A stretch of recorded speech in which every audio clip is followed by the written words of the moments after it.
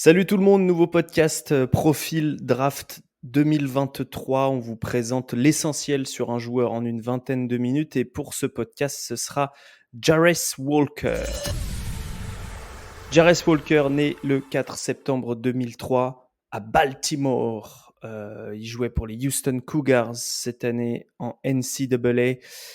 Il a fait une seule année avant de se présenter à la draft. 2 mètres sans chaussures, selon les mesures du NBA Combine. 112 kilos, 2 mètres 18 d'envergure. Belle bête. Quatrième sur notre big board à l'heure à laquelle on enregistre, c'est-à-dire le vendredi 16 juin. Chez ESPN et The Ringer, il est septième au niveau des classements de valeur des joueurs. Et The Athletic, la neuvième. Pour en parler, nous avons FD et nous avons Hugues. Salut les gars. Bonjour, bonsoir à toutes et à tous. Et comme d'habitude, on commence avec une petite biographie bien sentie. C'est toi qui t'en occupes, FD.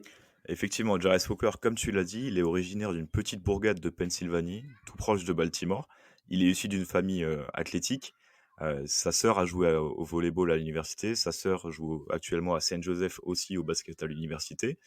Alors, il y a énormément de joueurs qui sont des high school phenoms qu'on découvre et qui explosent au cours de leur lycée. Jarvis Walker, c'est plutôt un middle school phenom. C'est-à-dire qu'avant même d'arriver au lycée, il était sur les plates-bandes de tous les scouts, notamment en high school. De sorte qu'il a rejoint l'usine à prospects de l'académie IMG en Floride, académie qui a sorti énormément de joueurs NBA. Et donc, il a pu faire ses armes aux contrées de plusieurs intérieurs, avec qui il a pu travailler les rebonds défensifs. Ça se voit aujourd'hui dans sa carrière NCAA, notamment Zach Edey, Mark Williams, Moussa Diabaté. Forcément, il a commencé à faire du bruit en Floride, de sorte que Houston a très très vite placé ses pions sur lui. Et donc, ils ont dévolu un assistant coach presque que pour lui. Et ils l'ont suivi pendant 2 ans pour s'assurer ses services. Et c'est donc tout naturellement qu'il s'est engagé avec Houston. Et donc, le voilà arrivé à Houston. Une saison où il n'a absolument pas déçu. Et il arrive aux portes de la draft avec une hype monstrueuse. Effectivement, grosse hype pour Jarvis Walker dans une équipe de Houston, Hugues, où ça jouait bien, où il y avait de l'expérience. Qu'est-ce qu'on lui demandait de faire dans cette équipe-là? Quel rôle il avait offensivement et défensivement? Ouais, c'est une équipe de Houston effectivement qui visait le titre, hein, qui a fini premier seed pour la March Madness, donc dans les quatre meilleures équipes. C'était une équipe très expérimentée menée par Ralph Sampson dans une mid-major, l'American, qui est une mid-major pour le coup plutôt cotée. Une équipe avec beaucoup d'expérience. Ils jouent aux côtés de joueurs alors qui n'auront pas forcément toute une carrière NBA, mais qui auront une carrière pro outre-Atlantique. On pense à Marcus Sasser qui est candidat à la draft, on pense à Jamal Shade, on pense à Tremont Mark qui Hmm. va entamer une troisième année NCAA, qui rentre dans une high major. Et ce qui est assez marquant juste au niveau de la confiance qui lui a été donnée, c'est qu'il y avait d'autres freshmen qui étaient très attendus. On pense à Terrence Arsenault par Ouais. exemple ou Emmanuel Sharp, et ils jouaient beaucoup moins, ils avaient beaucoup moins de responsabilités et ils étaient beaucoup moins bons. Houston, faut comprendre que c'est une des meilleures défenses du pays, c'est la meilleure défense de la ligne à 3 points, enfin du en tout cas du tir Hmm. extérieur de toute la NCAA. On lui a demandé d'être un second rideau. Ce qui explique les stats au contre. On lui a demandé d'être un rebondeur féroce, on lui a demandé de sécuriser ce jeu-là, et il a pu prouver, on va le dans ses forces après, au niveau de son IQ, qui comprenait toutes les rotations avec une polyvalence de système défensif. On avait de la zone, on avait beaucoup de trappes, on avait parfois de la trappe, enfin une zone qui évolue sur du homme, donc c'était vraiment complexe. Il a été très très bon là-dedans. Et puis offensivement, on donnait beaucoup de munitions à Marcus Sessler et Jamal Chet, qui étaient les deux premières options extérieures. Et puis lui, il était là en poseur d'écran, rebond offensif, putback, et il a pu montrer un début de tir notamment Hmm. sur du pick and pop, et ça va être une projection sur laquelle on va s'intéresser dans les minutes qui suivent. Voilà, donc je l'ai dit en introduction, il est quand même vu unanimement classé dans un top 10 de cette draft NBA 2023. Euh, Si on se met dans la peau FD de la personne qui va le drafter, pourquoi on draft Jarvis Walker en top 10? Pour quelle qualité? Qu'est-ce qu'il va lui acheter? C'est quoi son ticket d'entrée NBA en gros? Son ticket d'entrée NBA, c'est son potentiel défensif. Et je dis potentiel parce qu'il a déjà un niveau de base et il arrive déjà avec des outils qui sont de très haut niveau. Heu, mais son vrai ticket d'entrée pour le top 10, c'est le potentiel. Son ticket d'entrée en NBA tout court, c'est la défense qu'il a aujourd'hui, mais son ticket d'entrée, pour aller très, très haut dans la draft, c'est un potentiel.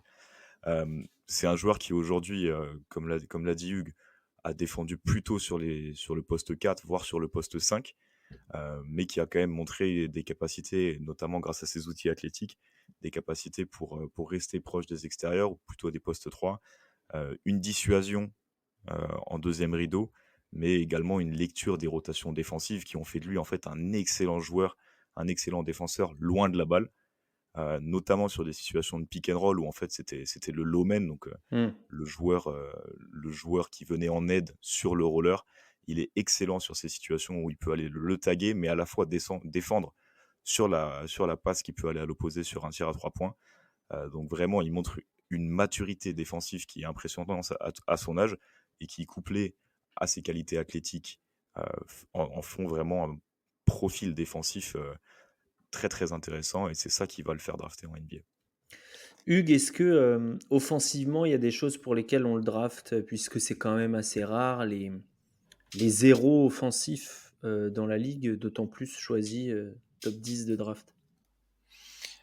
Offensivement, tu vas avoir, le fantasme forcément de l'intérieur qui peut écarter le jeu, qui va donner du spacing. Alors, pour le moment, au niveau des pourcentages, à 3 points, c'est, comment dire? On est, que je me trompe pas, 34,7. c'est ça, 34,7%, ce qui est correct avec quasiment que du catch and shoot, mais au niveau des zones, il y a vraiment des spots qui sont privilégiés, notamment 45° gauche, 45° droit, et c'est pas un joueur très efficace dans le catch and shoot dans le corner. Ça montre que tu as un joueur de pick and pop, donc il va te donner ça. Et puis, par sa densité physique et sa capacité à finir près du panier, 70% sous le cercle, on va avoir un joueur de pick and roll qui va pouvoir très vite monter, terminer fort, et puis si jamais il y a des copains qui envoient des briques, par sa capacité aussi à aller chercher des rebonds offensifs en box out, par l'envergure et par la compréhension tout simple, hein, du rebond, de pouvoir être, voilà, une pression supplémentaire près du cercle. Maintenant,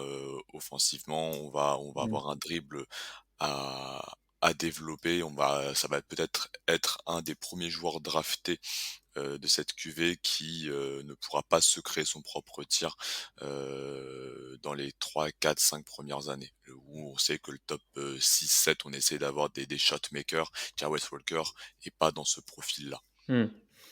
Pour son rôle dès l'année prochaine, en fait, d'habitude, cette partie vient plus tard, mais je pense que ça va être intéressant de l'aborder avant qu'on parle des choses à travailler.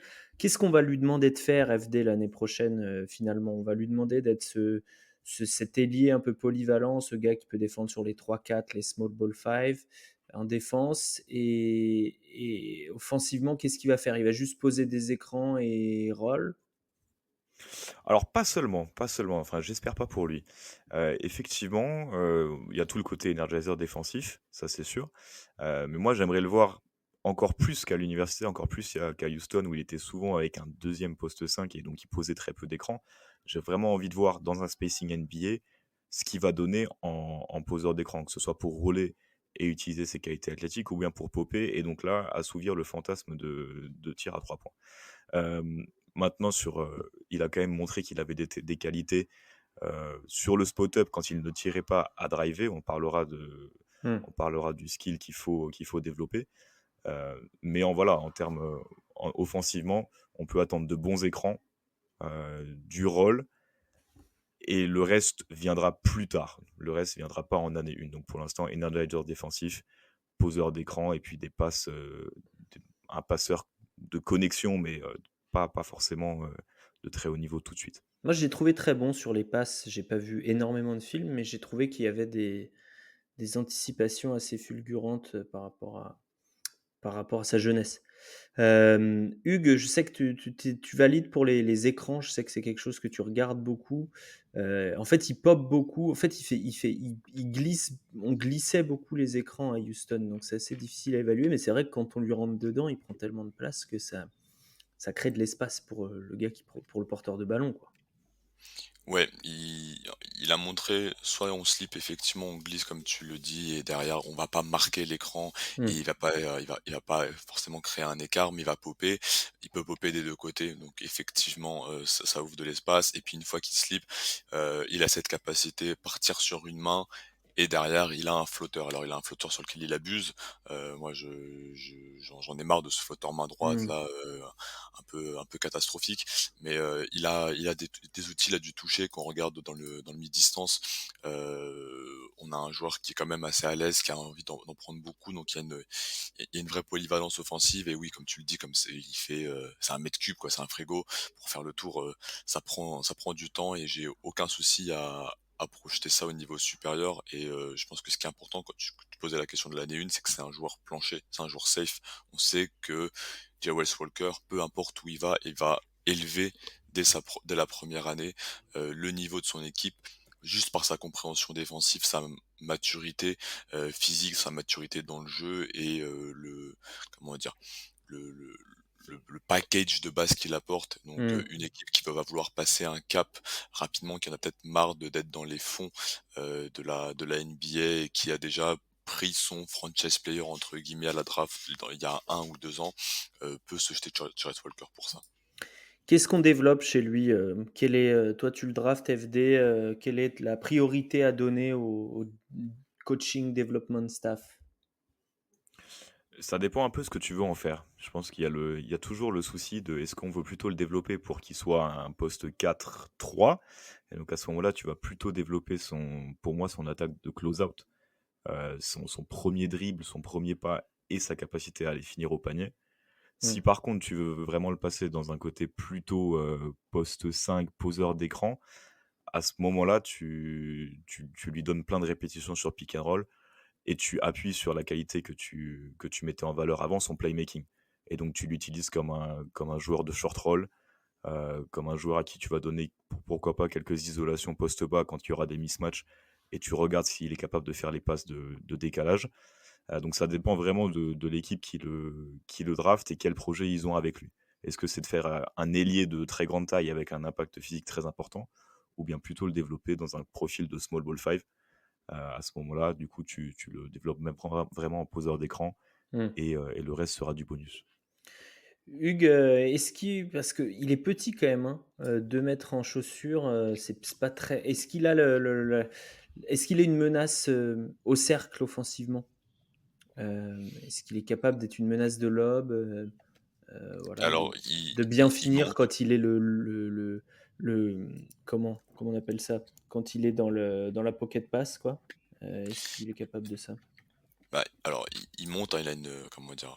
Il a une belle verticalité et puis surtout il a une très bonne détente sèche. Mmh. Donc on l'a vu réceptionner des balles, faire des ballons, dans la peinture sous le panier, se retourner et te dunker sur la tête sans même vraiment sauter. C'est un joueur qui est très puissant, qui encore une fois, hein, 112 kilogrammes. Je suis pas sûr qu'on va le développer sur un petit pivot. Je le vois bien en complément, ça redevient à la mode en NBA. On pense à des mecs comme Grant Williams, par exemple, qui vont être dans ce genre de profil-là, ou PJ Washington Mmh. du côté de Charlotte. Donc je pense qu'on va plus aller là-dedans. Il a un peu de jeu au niveau du poste bas. Alors pour le moment, on Il est est capable sur de punir du mismatch quoi. ouais, c'est ça, on est sur des choses simples, mais qu'on pourra travailler dans un second temps.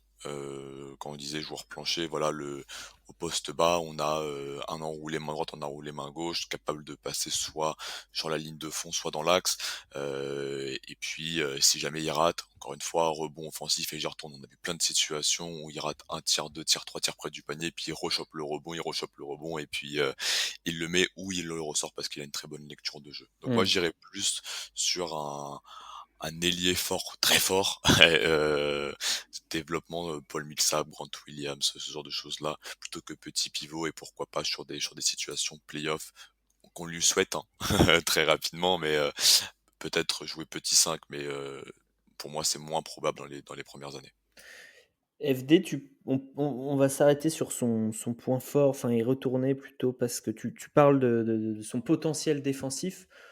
on parle de quoi, en fait? On parle de quel potentiel défensif? On parle de quel modèle de joueur? Tu l'as évoqué tout à l'heure, mais sans forcément citer des joueurs, mais en termes d'impact, pour prendre un gars top 10 principalement sur la défense, il faut que ça soit vraiment exceptionnel. Est-ce que tu vois ce joueur-là et pour quelle raison? C'est une question un peu compliquée. Pour moi, je vois un potentiel de roamer, de joueur, hors ballon de très, très haut niveau. Un petit peu enfin très disruptif, que tu mets sur un poste 4 ou sur un poste 5 qui a pas forcément de tir extérieur, donc qui est pas forcément une menace, et à qui tu demandes vraiment d'être dans la disruption à la fois des drives, à la fois des lignes de passe. Hem, pour moi, c'est un très bon défenseur d'isolation aujourd'hui en NCAA, c'est un très, très bon défenseur d'isolation. Ma limite pour moi, pour le voir défendre sur les meilleurs postes 3 et les postes 4 en NBA, ça va être sa navigation d'écran. Autant en isolation, je me fais pas de soucis sur n'importe quel jour, enfin sur la plupart des postes 3-4 en NBA, autant sur des situations de pick and roll où il va être le défenseur du porteur de balle. Mmh. euh, à part switcher, j'ai du mal à le voir dans sa navigation d'écran, tout simplement parce que, comme l'a dit Hugues, c'est un frigo. Donc c'est un très bon poseur d'écran, mais de l'autre côté, il est facile à stopper puisqu'il prend beaucoup de place, il est très large. Donc on parle pour moi d'un excellent défenseur en isolation, un très bon défenseur au poste bas, et hors ballon, quelqu'un qui fait les bonnes rotations et qui a un vrai potentiel de disruption. Donc ça te fait quand même un profil très très large. Seul petit bémol pour moi sur la navigation d'écran. Mais par contre, tu peux très bien pallier ce défaut en switchant tout simplement et comme ça, tu donnes pas Mmh. forcément de mismatch. Mmh. Ce qui est souvent le cas quand le niveau de jeu augmente et que les défenses se resserrent. Hem, Hugues, est-ce que, tu as noté des choses dans la psychologie du garçon, que ce soit attitude sur le terrain ou en interview? Bon, on l'a compris, par ce que vous disiez et ça se voit assez vite quand on le regarde jouer. C'est quelqu'un qui est très intelligent sur un terrain de basket. Maintenant, ça veut pas c'est pas gage de stabilité psychologique. Qu'en est-il? Alors j'ai pas vu comment dire? Énormément comme de choses, qui sont marquantes, très bon coéquipier comme ça a été souligné, c'est plus ses coéquipiers qui en parlent mieux, son coach qui dit, voilà: «Moi sur le terrain, j'ai pas l'impression d'avoir un freshman et des vétérans, j'ai l'impression d'avoir plein de vétérans». Et puis, énorme combativité défensive, toujours envie de comment dire? De faire gagner la défense et pas justement son duel individuel. Je Mmh. m'explique, quand j'avais fait un live dessus, j'avais dit, Bill Russell serait très fier de lui. Tu vois? C'est le genre de joueur, il y a un tir, il prend le box out, il voit qu'il va pas avoir forcément le rebond, et ben juste il va faire une petite touche de balle pour que son coéquipier puisse sécuriser le rebond, que la transition elle se fasse très vite. Il a pas d'orgueil là-dessus. Pareil, il est sous le panier, rebond offensif, et ben au lieu de remonter, je vois la petite pocket pass et je la prends. Donc c'est un joueur qui joue pas pour ses stats, qui joue vraiment pour la victoire, et qui lorsqu'il est en pleine difficulté, il se frustre pas, il va continuer les actions suivantes et toujours bien passé. Donc moi, je suis vraiment impressionné par sa maturité sur le terrain. Après, à l'extérieur, j'ai pas assez vu Mmh. de contenu et je suis pas dans les petits tiroirs de Houston, malheureusement. Hem Est-ce qu'il y a un truc à débloquer au-delà de ce qu'on a dit tout à l'heure sur les rôles offensifs, et sur ses limites, défensives? Est-ce qu'il y a v On parle d'un plancher sûr, est-ce que le plafond est très élevé? Et à quel point il a des chances de l'atteindre? Est-ce qu'il y a un plafond alors il fait pas la même taille, donc évidemment non, mais à la Jaren Jackson, FD? Le fait qu'il fasse pas la même taille est quand même un souci, je pense. Oui, absolument. Non, par contre, pour moi, le vrai swing skill, c'est le tir. J'y crois pas forcément, mais par contre, il est en progression constante depuis son il est arrivé en début d'année avec, des pourcentages qui étaient pas excellents et puis on le voit monter en confiance et gagner Mmh. en précision sur son Ça tir reste extérieur. shaky au lancer franc, par exemple. Ça reste shaky, donc voilà, le tir pour moi est le swing skill le plus important, plutôt dans un profil, comme l'a dit Hugues, plutôt Paul Millsap si on reste dans les comparaisons. plutôt Paul Millsap que Jaren Jackson pour moi. Oui, donc tu crois il peut faire une belle carrière, mais il sera peut-être pas, il sera jamais le meilleur ou le deuxième meilleur joueur d'une équipe qui va au titre. Je parle offensivement. C'est... Ouais, non, c'est pas comme ça que je l'évalue. Hugues Ouais, la même chose. Je pense que ça peut être le, jou- le joueur ou le deuxième joueur le plus important de son équipe, dans son rôle et de son impact et de la façon dont il va changer dont il va changer vraiment ta défense par sa présence, par sa qualité de rotation, etc. Mais ce sera pas une star offensive. Au mieux, c'est un joueur qui devient un excellent, comment dire, joueur de pick and roll, pick and pop, et qui développe vraiment ce rôle avec un peu plus de polyvalence dans le dribble pour terminer et de poste bas.